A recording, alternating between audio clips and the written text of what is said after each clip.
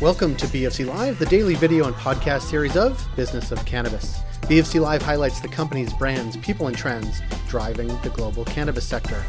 Learn more at businessofcannabis.com.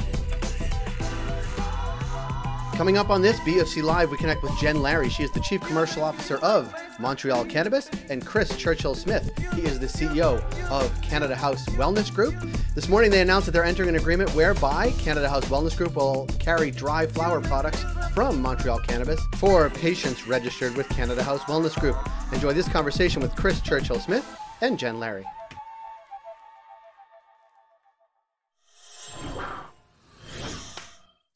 Chris Churchill-Smith, Jen Larry, thanks for being here and being together. Pleasure to be here. Thanks for having us, Jay. Well, I'm excited to have you. One, let me just state this up. I like both of you. Obviously, I know both of you. We've both spent time together, both in sort of recording, but in a room together and doing this online as well. But what we're talking about today is that you guys are actually working together, MTL Cannabis and Canada House. And that is interesting to me for a number of reasons, but one of you, tell me how that came to be. And then we'll get into the details. Sure. I mean, I can give it a start. So, when I joined the industry in June of 2018, I had the chance to kind of be walked around and be introduced to a number of public companies in the space and, contemporary, senior management personnel with a variety of different LPs, and both public and private. And, being from Montreal and kind of the network that I have here, I was graciously walked into the MTL Cannabis facility before Jen was here. And I struck a really wonderful relationship with the two founders, Mitch and Rich Clement, who have built Montreal Cannabis and kind of been running it for ever since its inception. And at the time where we were really trying to, Canada House perspective, really trying to figure out what we're going to do with our medical menu, how we're going to build it out under the auspices of being a fully integrated LP, aggregating patients, providing cannabinoid therapy services at our clinics that are at the time our single LP in Pickering and Abomedics, how we're going to build a menu of very high quality products for the veterans. And, over time and, starting to grow ourselves and bringing our own products on the market to offer to the patients, we quickly realized that being a 2 SKU, 1,000 kilo producer with grandiose plans of also participating in the distribution plans with the provinces, we weren't going to be able to offer our very important patient base the services and the product breadth without having some partners to participate in that as well. So we quickly embarked on what we call our product portfolio strategy, where our partner portfolio strategy, I should say, where not only do we offer Abomedics grown branded products, but we also offer third-party grown Abomedics branded and third-party grown, third-party branded products to the benefit of our patient base. And, our veterans and kind of the demographic that we have that purchase on our medical side, it's probably around 70-75% dried flower. And there's no medical LP that's going to have any success unless you have, particularly with the veterans, unless you have a super high quality product offering, consistent in supply with a variety of different cultivars that can, meet the needs of the variety of different conditions that these military veterans are living with from day to day. So enter Montreal Cannabis. And so when we launched our medical platform, Sage and Sour was, I think it was the second or the third product that we were offering. And the feedback kept coming back saying, get more of this. Do they have other cultivars? Where is this being grown? And over time, as we're building this out, we really didn't want to enter into kind of a committed relationship for exclusivity for a variety of different reasons. Of course, there's obligations on both sides.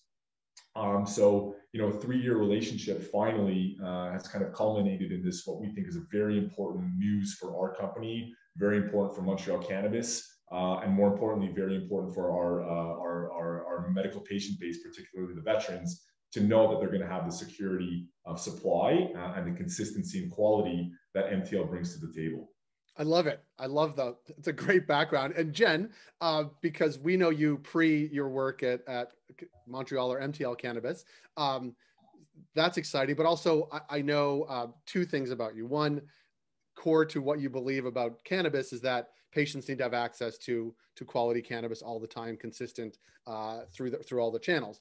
And you have a really strong background in building brand, and how you've built the brand and helped MTL Cannabis build the brand across the adult use platforms across Canada is also impressive. And so it's like, I want to talk to you about sort of how you position those two things, obviously together, but also like, you know, you look at the top 10 list in the provinces that you're in, and MTL is near the top in those provinces against giants in the sector. I want to ask you how you sort of think about that, how you position that. Is it as simply as like you just grow great weed and people want to buy it, or is it much more involved than that? And then how you think about, or how the company's thinking about sort of this partnership with Canada House as well, to provide especially veterans with the premium product you guys are producing. Sure, awesome. Yeah, I mean, is it as simple as just growing great weed? Probably, because, you know, I think if we look back historically and all the moves that have ever been made on the street, there's good weed, great weed, and mediocre weed. And the great weed continues to rise and the good weed sticks around, and, you know, the swag finds its way to the bottom of the pile. So I'd say that it could never undermine the fact that it's always what's inside the jar that counts. So the product absolutely has to speak for itself. And it has been an incredible journey to join MTL Cannabis in October of last year. You know, kind of to what you brought up, I came in as a consultant, and then they invited me to come in-house and, you know, to help build a brand that means so much to me. MTL Cannabis is actually around the corner from where I grew up as a kid. So the idea of like traveling the world to find yourself back at your front door and really keep it that real. You know, he mentioned Mitch and Rich Clement, founders, but brothers. Like, this is, we could say we're family owned, but we're run by brotherly love. And that's just a thing that really worked for me. So coming in and helping to build a brand that had a foundation of like family and streets and you know, just kids, all of us who just kind of hustled enough to somehow still be standing, is kind of what I think brought MTL to life. And, you know, it's certainly only done because of the amazing team we have. Claire McDonald, who is our creative director, has been the singular eyes and ears and everything. She's brought the whole brand to life. So in helping, I guess, to build the brand and bring it out, it's been quite, you know, unique to see the way, I guess, that perfect combination of the weed speaking for itself, maybe, you know, a logo and brand name choice that I think is resonating with people, exciting people, giving them that feeling that there's something that isn't, that there is a way to buy in the commercial space without selling out. I think that's really, we're seeing that kind of feedback. And we've been extremely strategic. You know, we mapped out a journey that we have still not fully realized of what it would mean if we could become the Old Faithful. Could we actually be on the shelves? Could we take the street from the shelf and maintain it and be consistent and be in stock? And could we impress the buyers with our product and with our price position and with our, you know, our own humility and our own energy? And so far, let's just say we haven't done a poor job, but it's really all ahead. So it's been so exciting to watch the cannabis industry, I think, grow. I'm so excited to see where it's going. And it's incredible to now be inside a brand, building a house of brands. And of course, collaborating still with the peers. So, you know, even though I wasn't here when Chris and the boys first met, when I came here, I'll tell you, all I heard was, we love Chris, we love Chris. Who's this Chris? And then as we got to know each other a little bit, it was really refreshing for me to see someone this bright, this focused on the economy, the business, and really at the end of the day, mostly focused on the patient care. Yeah. So as we started chatting, you know, I exposed him very quickly that for me, strategy was important and channel distribution was part of that. And I don't like the schizophrenic approach to businesses who want to be everything to everyone. So we were not going to open up a medical division, but we're a flower first company. And when he told me that 75% of his patients want to smoke dried flower, as someone who openly consumes cannabis in a dried flower format, for my own personal relief reasons, I was actually so excited about it. And it's an interesting, I just add on that because, you know, we've had Sage and Sour on our medical menu for, you know, well over a year now. And if you think about how medical patients buy and the purchasing power, particularly the veterans, they're price agnostic. They have a gram to allocate it to them. And how are they going to utilize that gram between a Pink Kush, a Bruce Banner, a Sage and Sour, some of our own internal genetics, et cetera, et cetera. And consistently, and this is where I get very interested is, you know, generally on the dried flower side, we've been offering those products, about 10 dried flower formats on our medical menu as Abimedix branded.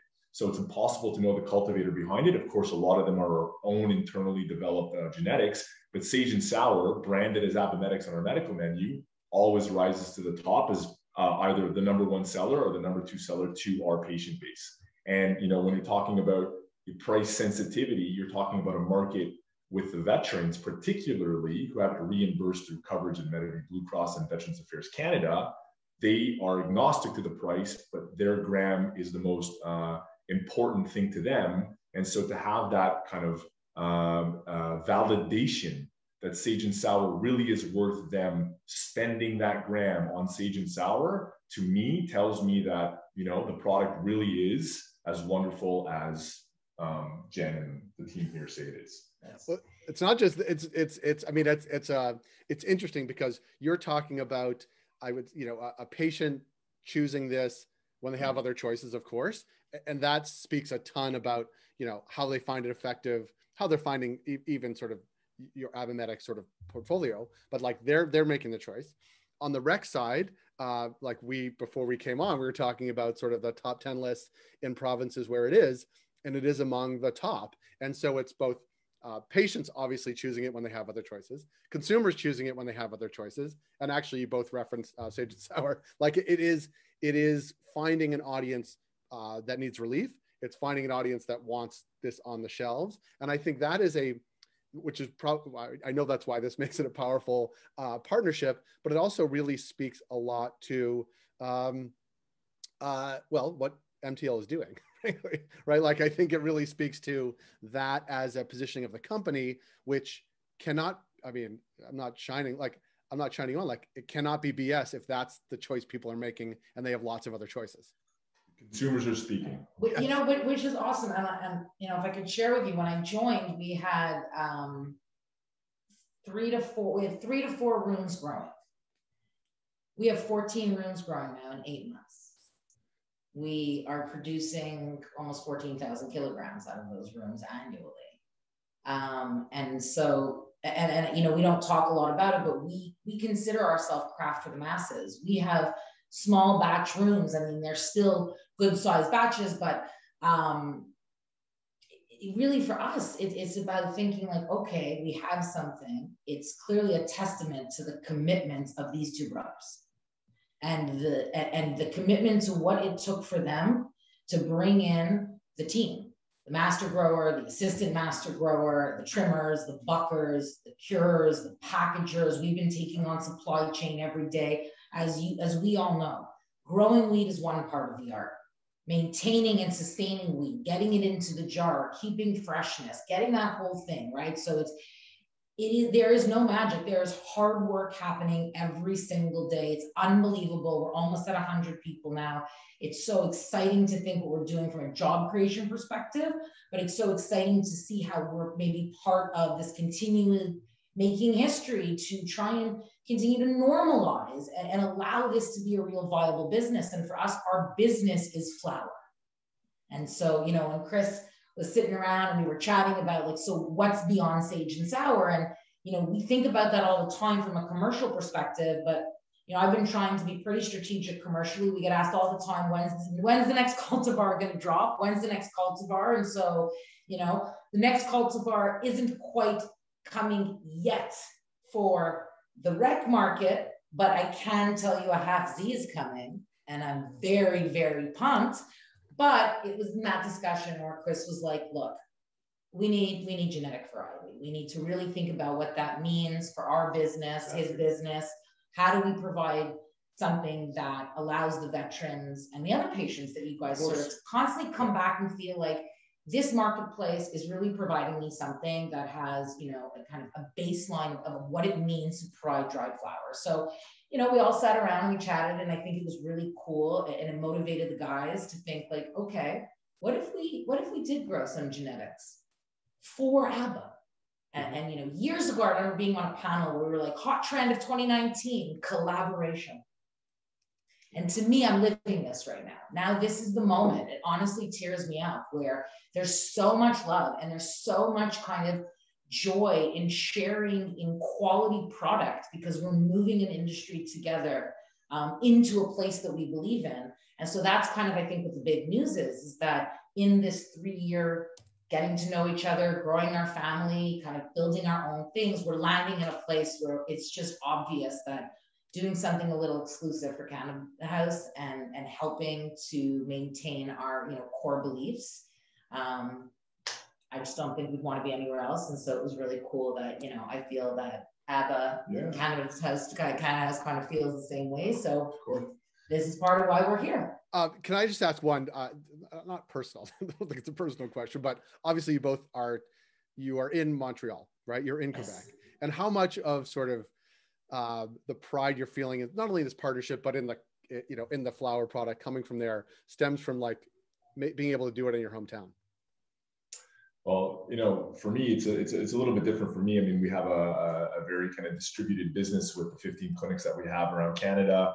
We have our LP, of course, in Pickering, Ontario. That's ABBA Medics, and we also have another subsidiary, IsoCanMed, which is about an hour and a half from here in Louisville, Quebec. But, you know, and so when I embarked on this, you know, what is now a 3-year journey in cannabis, you know, I really kind of obviously excited at the opportunity to participate in a really dynamic industry, young industry. But you know, I was prepared to kind of, you know, relocate, you know, and consider what other requirements, you know, are needed to kind of do this job. But to be here for me personally, and, you know, kind of be at home in Montreal, I mean, it's what a luxury it is, number one, and what a, you know, what I'm just extremely grateful. And, you know, and with that comes, you know, the local network.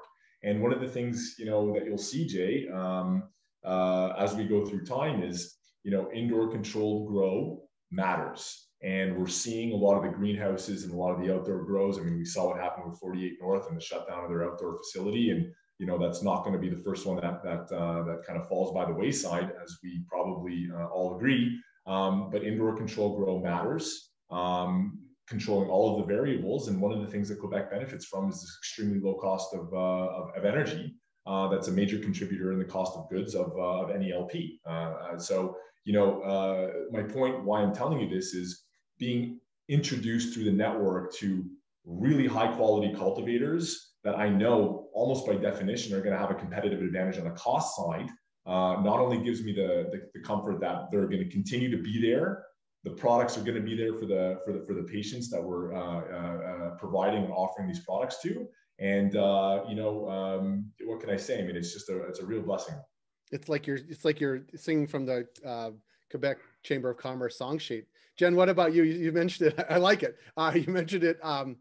But you know, you are basically in the neighborhood you grew up, working for a company that you really strongly believe in, and the name is right on it, right? Like it's not from somewhere else; it's from your hometown. Talk a little about it, and actually, if you could, like, is that a brand differentiator when people see it on the shelves, whether they enter Ontario or BC? Like, are they saying, you know what, my connection to Montreal as a Canadian is cool, it's premium, like whatever those things are? How do you think that factors into what consumers are actually thinking about? So much in there. Let me start at the end. I mean, I think, you know, as somebody who loves building brands, we know brands live in the hearts and minds of people. The product lives on the shelf, the rest is there. So it is undeniable that across this nation, people have had some relationship with MTL. #Habs.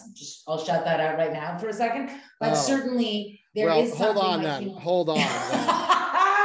Go hard. We won't talk about the color of the CN Tower over the last. That's right? One thing, but I'm actually from Boston, so it's. You have a small chance in the pot. Good luck. I'll let go. You go. You continue. No, but I think you're hitting on something. You know, we actually get asked all the time what MTL stands for, and it's been wonderful to see it on Reddit and through social, and you know what people think it stands for. But clearly it stands for something, and I do think people are leaning into it, and it's making them think about either the great days they had, the post-COVID days they want to have, the stories they've heard, the je ne sais quoi. Because I think a big part of being in a European kind of flair, multi-language, you know, really weird island, kind of is magical, and it keeps everybody wondering. So I think there is something to be said about what it is doing in its namesake and how people are responding to it. Personally, I've spent 5 years going across the country, you know, feeling almost like a lone gun woman from Quebec saying, we're here, we're going to crush it in hash. We're the real deal. BC, you did your coast, we did our coast. I have been so excited to represent my province and my little small pocket, the dot in the West Island that I grew up in.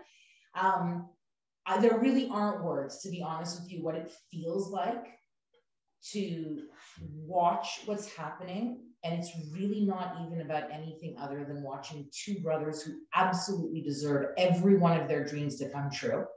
And that's what I feel like I'm representing. And the fact that in our namesake and from geographically where we sit, we are able to achieve this, I think it's just an extraordinary thing. And I don't think we're alone. I think we're in good company of so many amazing companies who from their little pocket of the world, they're finding their way. So it literally makes me wake up every single day and be like, are you kidding me?